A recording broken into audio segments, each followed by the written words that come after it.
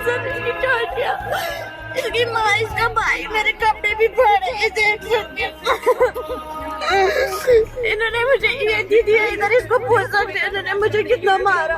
पुंछ में ब्याई गई कश्मीर की एक लड़की का वीडियो इन दिनों सोशल मीडिया पर तेजी से वायरल हो रहा है और चर्चा का विषय बना है। दरअसल उक्त लड़की द्वारा अपने पति सहित ससुराल पक्ष पर गंभीर आरोप लगाए गए हैं। पीड़िता ने शारीरिक और मानसिक तौर पर प्रताड़ित करने के आरोप लगाए हैं और साथ ही वीडियो में युवती द्वारा इंसाफ की गुहार लगाई जा रही है। इस घटना में स्थानीय समाज सेविका शाजिया अमीन मीर कश्मीर की लड़की के समर्थन में आई और उसके लिए इंसाफ की मांग की। जानकारी के अनुसार उक्त लड़की की मोहल्ला खालसा चौक निवासी मोहम्मद रशीद के साथ दूसरी शादी हुई थी, जबकि युवक की जो पहली शादी थी उसको 12 वर्ष हो चुके थे। पीड़िता का कहना है कि उसके साथ बहुत बुरा बर्ताव किया जाता है, जिसमें सभी ससुराल पक्ष के लोग मिलकर उसे बुरी तरह प्रताड़ित करते हैं। साथ ही उसे घर छोड़ने के लिए भी कहते हैं। उसकी छोटी बच्ची है, आखिरकार वे कहां जाए, इसलिए वे इंसाफ की गुहार लगा रही है। जानकारी के अनुसार फिलहाल पुलिस द्वारा इस संदर्भ में मामला दर्ज कर आगे की कार्रवाई शुरू कर दी गई है। आप भी देखिए धनुष सूदन की रिपोर्ट।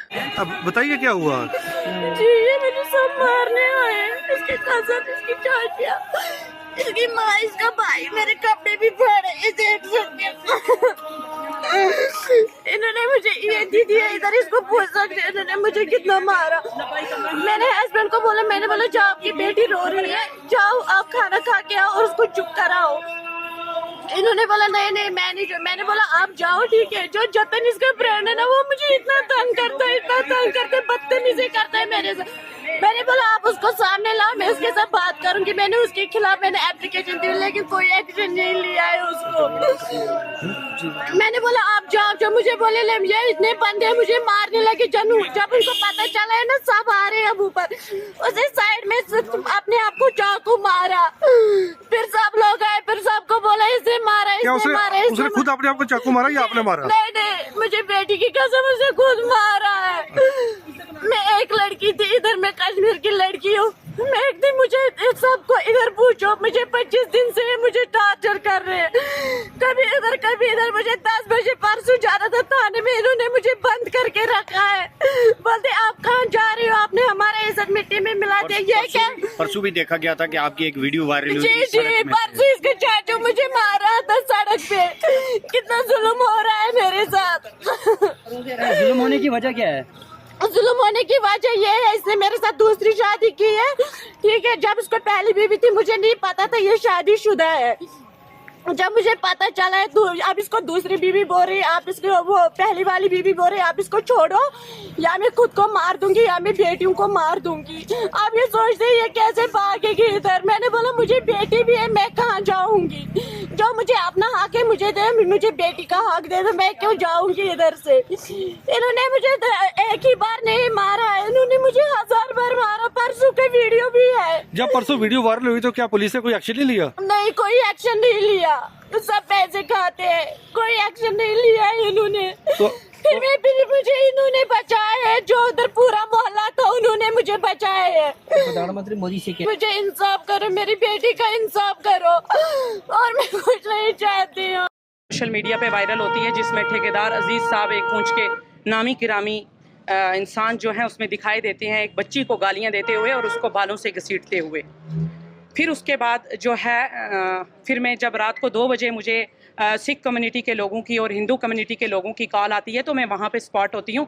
मैं देखती हूँ एक बच्ची जो है छोटे से बच्चे के साथ वहाँ पे आधी रात को रोड में होती है, जिसको बेरहमी से मारा गया होता है, जिसका मेडिकल हुआ है। SHO साहब को भी पूरी जानकारी है उसके बारे में। फिर इनका ये थाने में आते हैं, कहते हैं हमारी इज्जत बचा लो, और मुझे कहते हैं तुम 5 लाख रुपया ले लो और चुप हो जाओ। मुझे इन्होंने पैसे ऑफ़र किए, मैंने कहा मैं इस मामले में कोई कंप्रोमाइज़ नहीं कर सकती।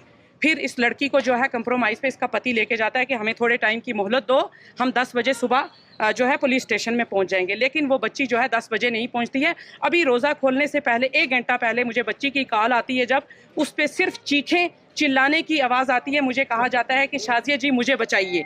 फिर मैं जो है SSP साहब को कॉल करती हूँ, शायद वो बिजी थे, उन्होंने कॉल नहीं उठाई। SHO साहब जम्मू में थे, उन्होंने मेरी कॉल उठाई।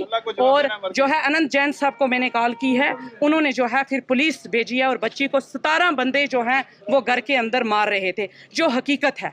ठीक है, मैं सच बोलूँगी, सच जो है सच्चाई कहते हैं वो कभी छुप नहीं सकती और सच को कभी कोई खरीद नहीं सकता।